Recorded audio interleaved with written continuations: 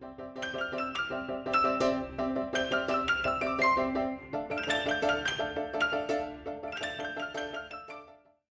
hello. I'm Murray Cook. You're here to meet me. So I'm an archaeologist, which is one of those very happy kind of coincidences. I didn't want to be an archaeologist. I didn't have a burning desire to be one. I just wanted a degree. And back in the early 90s, the idea was, or the late 80s, the idea was get a degree, then decide what you do afterwards. It transpired that I picked archaeology. It was very good. I enjoyed it, and I stuck with it. And I've managed to get a career, a number of books, a wife, and a job out of archaeology. And why? What is that? Well, of course, it's the exploration and study of the past through the physical remains that are left behind. So I'm lucky enough to work for Stirling Council. I comment on planning applications, but I get into other things. I talk to schools, I run research excavations, I help with tourism sometimes. So all these things happen, and all of them are basically helping me fulfill my hobby. I'm an archaeologist, it's my hobby, I get paid to do my hobby. I don't feel I work.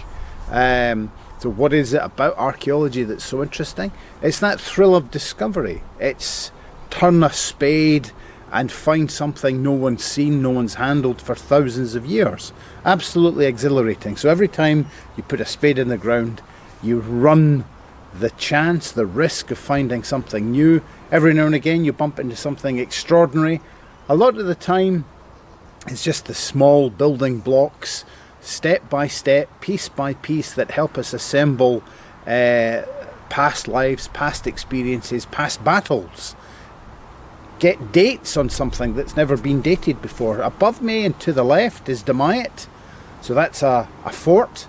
We think it's named Dún Maethy. So the Maethy are the name of the Iron Age tribe round this area. No one had ever dug on the site before. A few years ago, with the landowner's permission, we went up, I dug a hole. We now have a date for the fort. The first time ever. That's it. It took 2 days. We did it in late September. Lovely weather.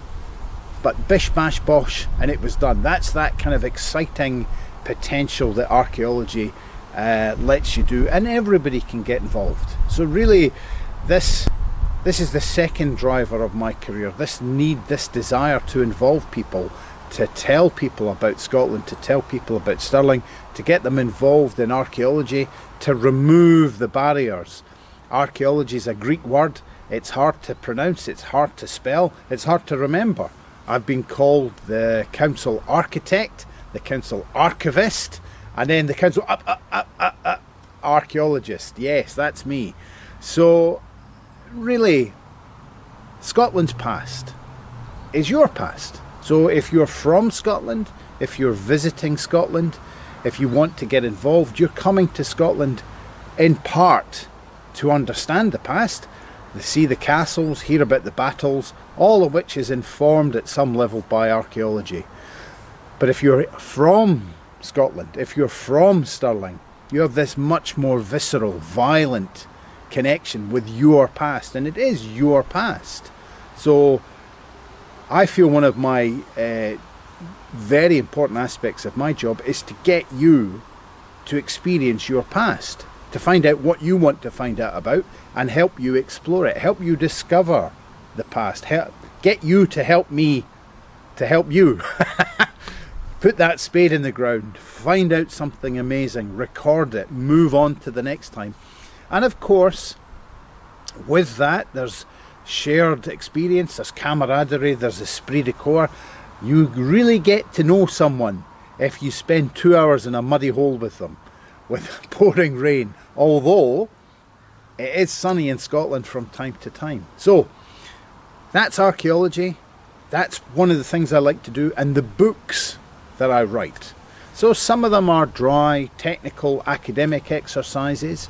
Some of them, though, are about getting out into Scotland, into Stirling's countryside, and exploring it, finding where that path runs. What's that hill at the end of the path? Who lived there? Who fought there? Who died there? Now in Scotland we're lucky enough to have the right to roam.